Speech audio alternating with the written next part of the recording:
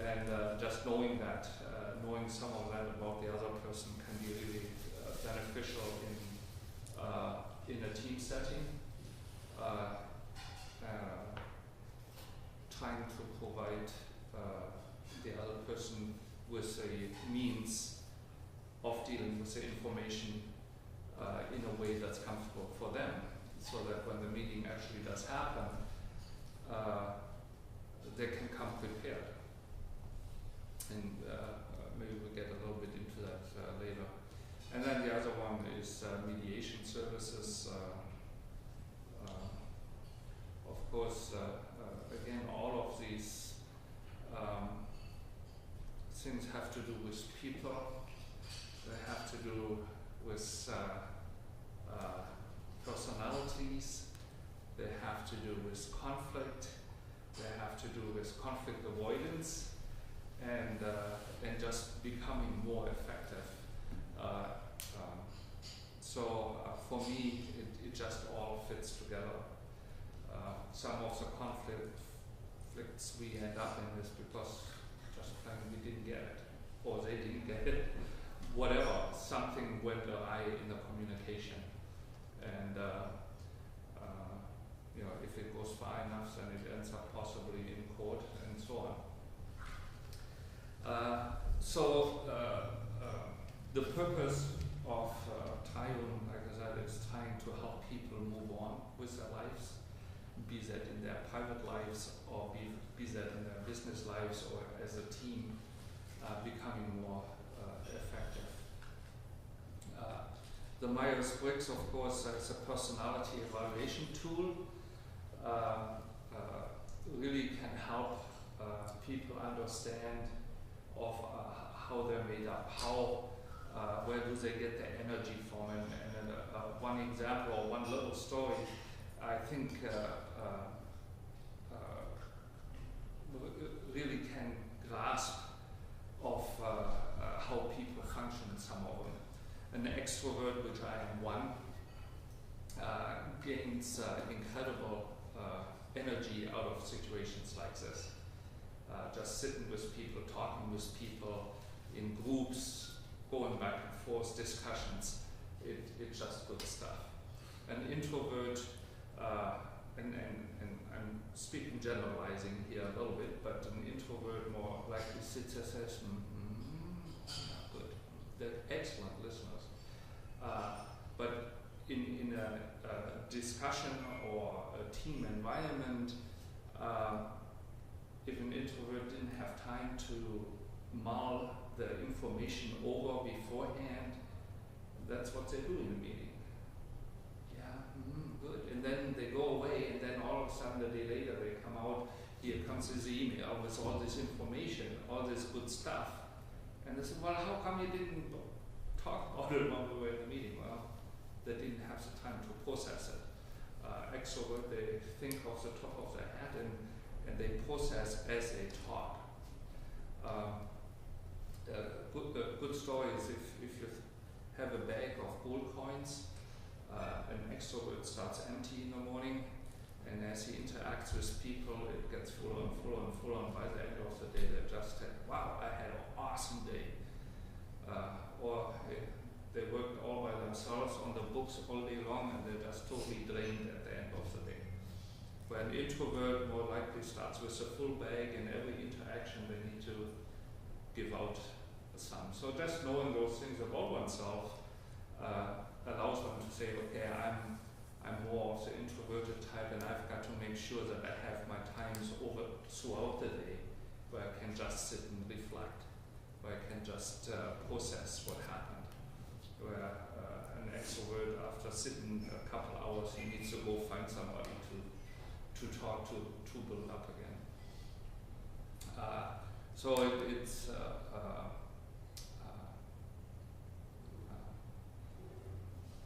just knowing that in a team environment about somebody else, the team leader can say, okay, I've got a couple introverts and a couple extroverts, I don't worry about them. We have a meeting coming up next week, but I've got to make sure my two introverts get the information beforehand, otherwise they can't contribute to the team as a whole.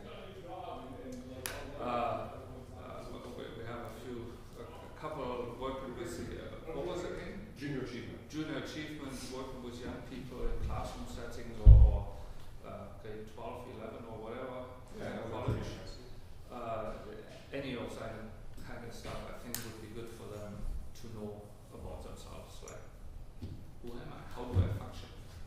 And how can that be used to my advantage? It prevents conflict within the team. You know, how come you didn't tell me? Well, why did you know ahead of time? Well, because I need it.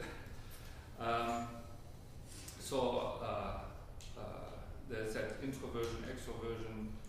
I've spent a pamphlet here. I think that works quite well on that.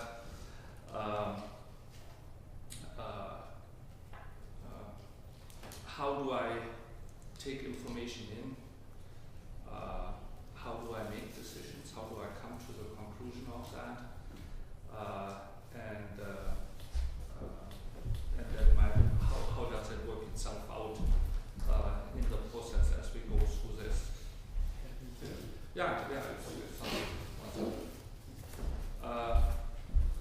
The Myers-Briggs, of course, is based on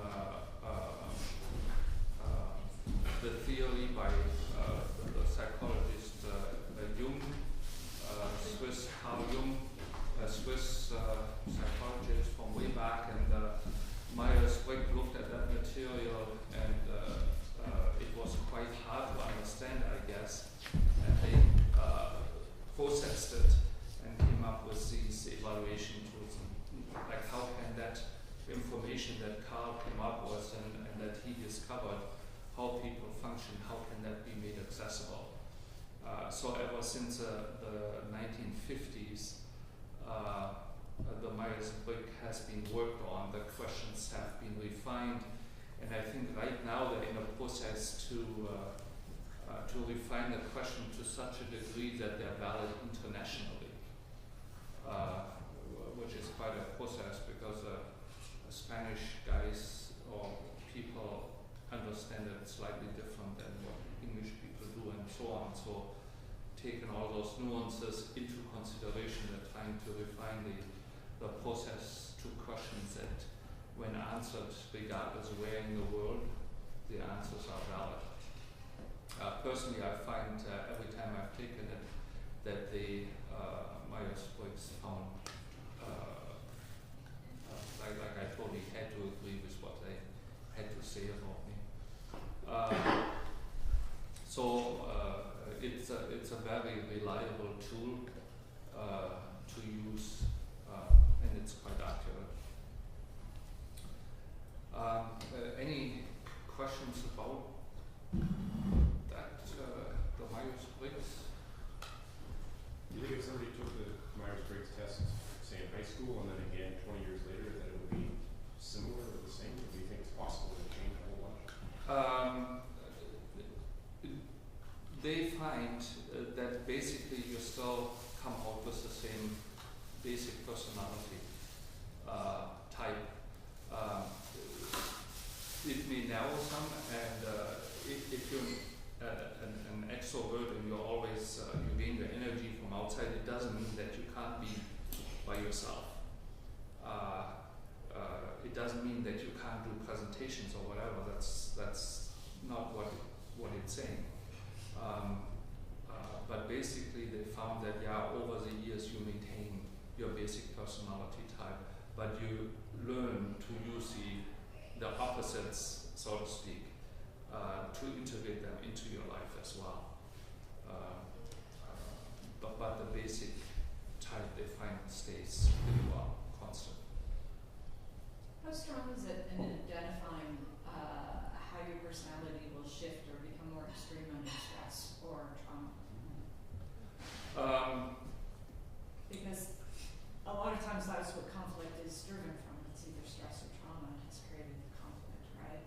Or they're coming together at the same time. Yeah. They do identify it. Like I said, I was going to bring my own, but I didn't bring it.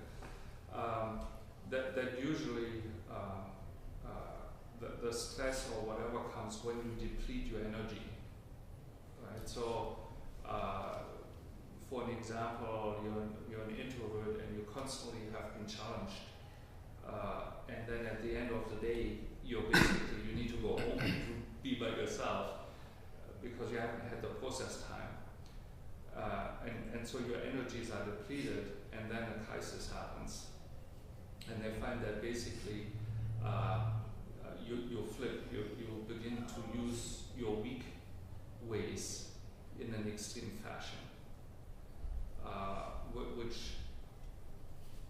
you're not really used to dealing with or handling. The part of the report that you get does identify in a stress situation, you got to watch out. You could, like, this is a format that you potentially could react in it, which is opposite to who you are, and it's not very beneficial because it's. Thank you. So then we end up and we have a stressful situation and conflict is happening, and again I printed out a few papers and quite frankly there isn't all that much out there yet on the whole mediation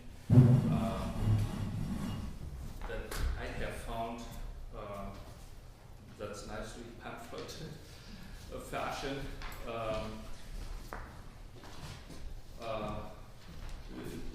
It's just a few pointers of why go to mediation in a conflict situation. And again, mediation is a process, alternative dispute resolution that can be used by any two people that are in conflict. A lot of people use it without knowing it.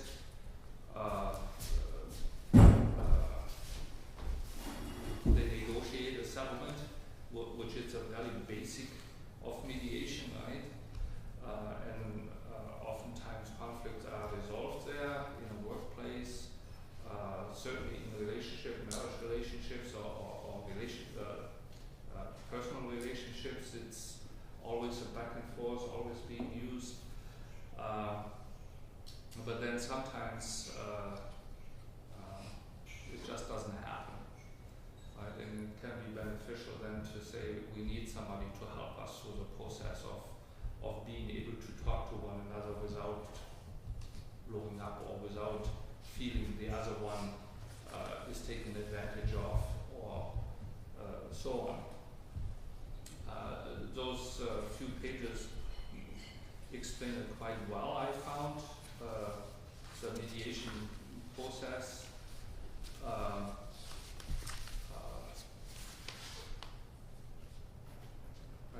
For small business, I think it can be a process of trying to settle disputes with customers or with folks that think they shouldn't be paying what they should be paying. So it can be rolled into a contract. That first form of dispute resolution is mediation. If a contract is a basis of any kind of agreement that it's not being met. I like the points like going to court nowadays is not a cheap endeavor anymore. Especially for small business, if you have a outstanding debt somebody owes you for $5,000, are you willing to put another $5,000 on top to eventually not get anything, which always can happen. So mediation, the mediator is not someone who settles or tells, it just facilitates a communication between two people. And keeps things on an even keel, but it's an agreement that the parties come to themselves, and therefore research has shown that the agreement that is drawn up in the end is adhered to more readily than a court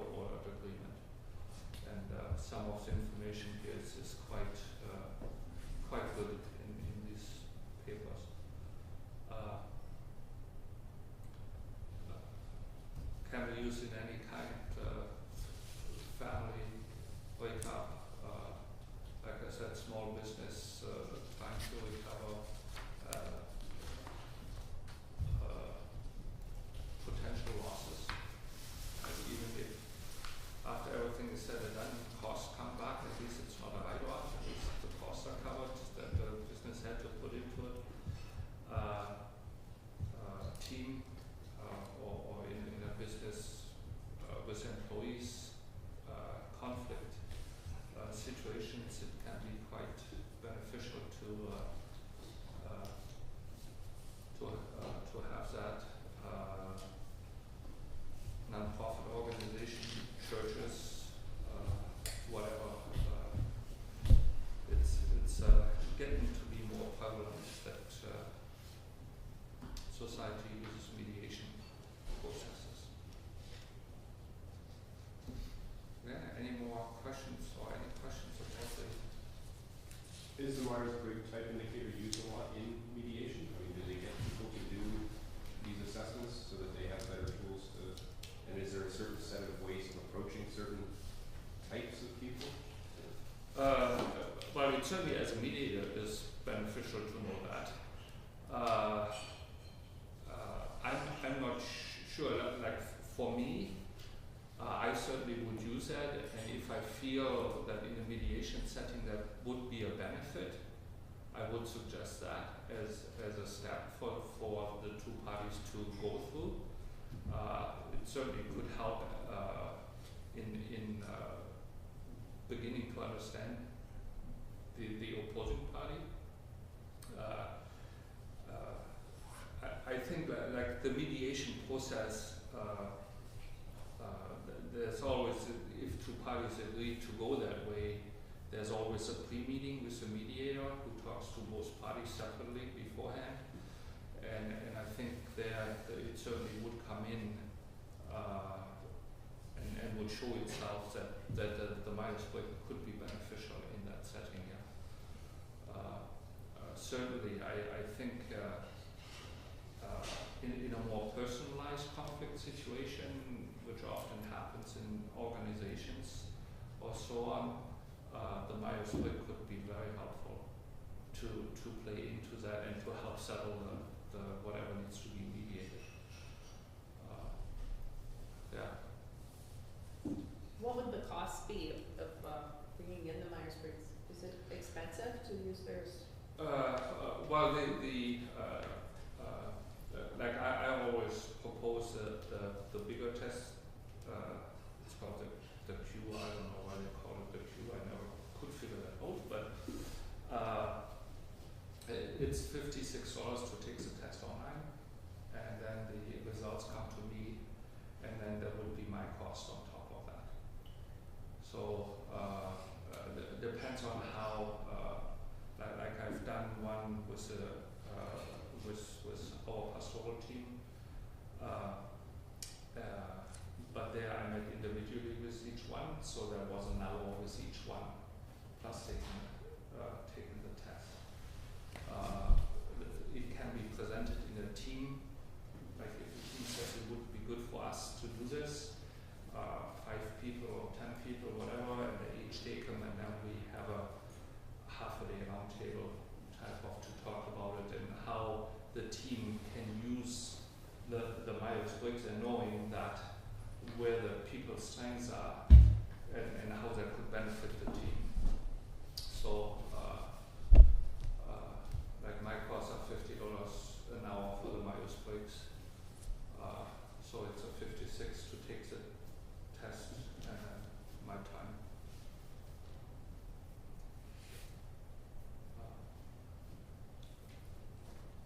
But I think it would pay in the end.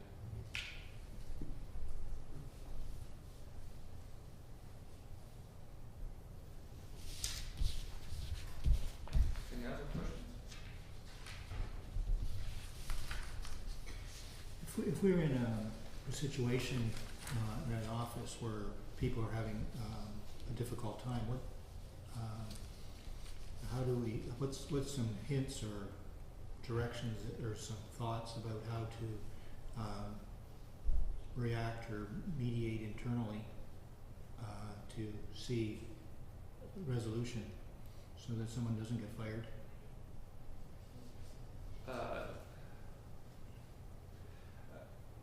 I mean, it would, I think, take an analysis of what's going on here, and then trying to discern and discover what's at the root of the disagreements or of the tension within the team. Certainly, the personality differences usually always somehow play in there. So is it communication? Is it miscommunication? Is it just personality that rubs? And I think certainly an open to bring it to the forefront of the team during meetings would be to not shy away from that. Does that help?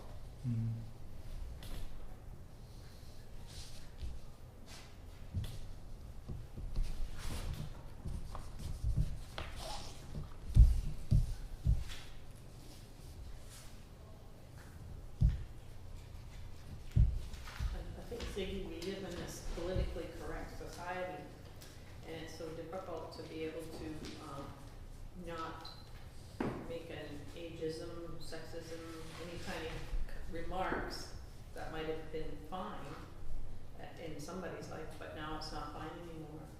And those kind of things are really hard for some people to understand. How just the tiniest remark, the tiniest thing can really set an office, set a group of people in conflict instead of working together. Okay. I'm just wondering how you work through that.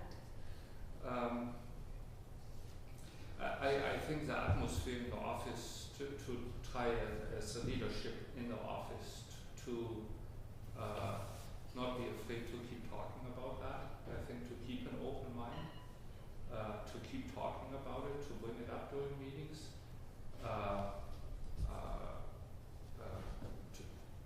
Like sometimes the leadership sees the struggle coming or conflict, and sort of because they don't want to deal with it or they don't want to open a can of worms or whatever, it just sort of gets squashed or kept under the radar, under the table, whatever you want to call it, right?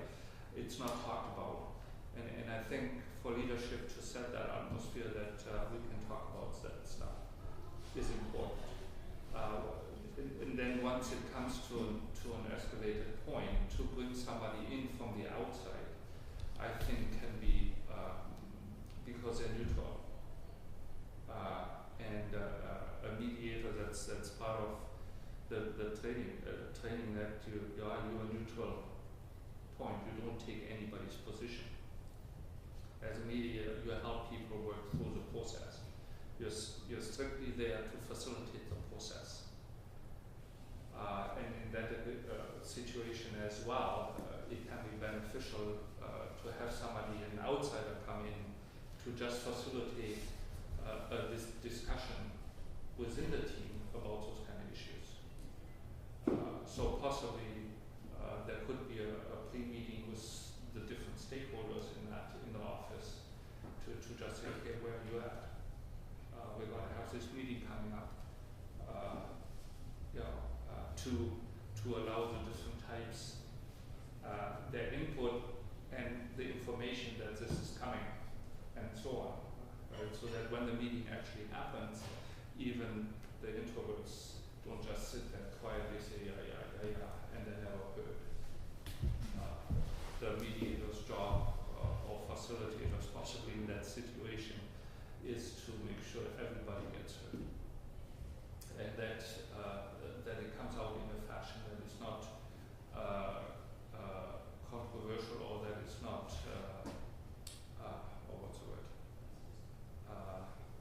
more conflict generating, right? That all sides hear what is being said, and then people have the choice to make the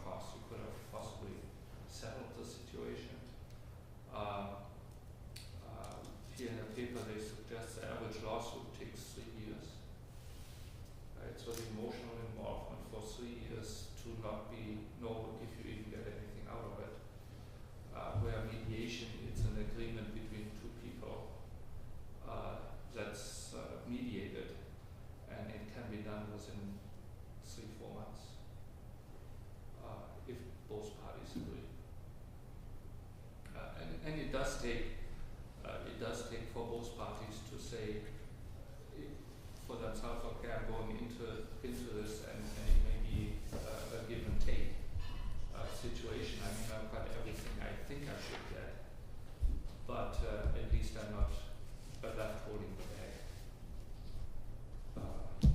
Especially small business, like I said, on a small outstanding debt, the other person may be willing to sit down and talk about it, and I might at least recover my costs rather than just having to write it off. Where the possibility of going even through small complaint courts, emotional costs, time investment, and so on, or just the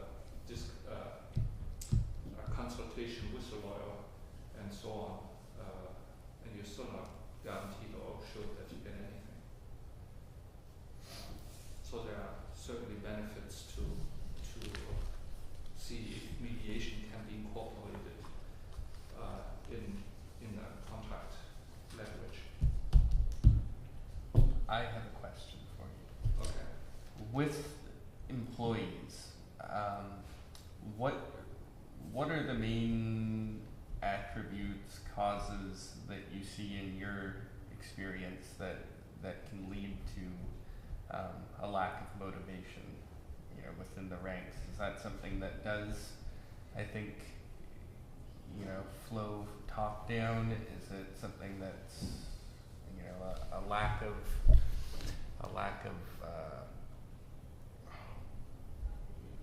attention to, pushing goals? What's something, say top 3 that people identify when you're mediating a group and talking to employees? Okay. Well, So are you asking what causes conflict? No, as far as personalities go, part of the knowing your team. What are some of the things that causes lack of motivation? Because I think that might be what's leading to some conflict, perhaps at a higher level. So I'm just wondering if there's something at the base level that is a commonality amongst employees. Now I'm talking now out of my general people knowledge that I've gained in interacting in a pastoral role or just being with people. And leading and dealing with people, and I think as people we have a general need to be heard, to be counted of being or acknowledged that I have input, that I'm being heard, that I'm contributing to the end product in a beneficial way. And oftentimes that's not being recognized or not being acknowledged often enough. And I think in a small business with employees, if an employer can make themselves some thoughts around that, how can I transmit that to my employees that they're valuable to me? The one aspect we do that is with remuneration, money, but that's not all there is. There is just what they used to call a good pat on the back. But how can I acknowledge my employees' input into the final product and recognize that and lift that out in front of the team? Right? You're special because you're doing this to the end product and you're important, and we appreciate your input. And you're doing this and it's needed. Without that it would not happen, and we appreciate that. And I think just again to be able to create that kind of atmosphere within the office, within the shop floor, wherever, I think goes a long way of people saying, I like being here. And then of course if like even on a shop floor, if the people there have an inkling on, well, he's always quiet, not because he doesn't like us, that's just the way he is. And for him to be able to put in, I gotta give him the information and then wait a bit so he had time to process, right? And then the people themselves all of a sudden, they do want to know what I think. I'm not just being overrun by the extroverts, and I never have input, I never heard, so why should I? And now they're beginning to feel that I have input, what I'm saying is being heard, I am valuable. And as a follow-up to that, there's been a couple studies that I've read regarding motivating factors for different generations. So is there a strategy management or an owner can take to mitigate the various factors? So, somebody who's 20 might want, a pat on the back to make them feel like they're valued, where somebody who's in, a 20-year employee feels valuable but wants more money. Is there a way to assess and mitigate that based on generational aspects, or is it something that is tied to personality things?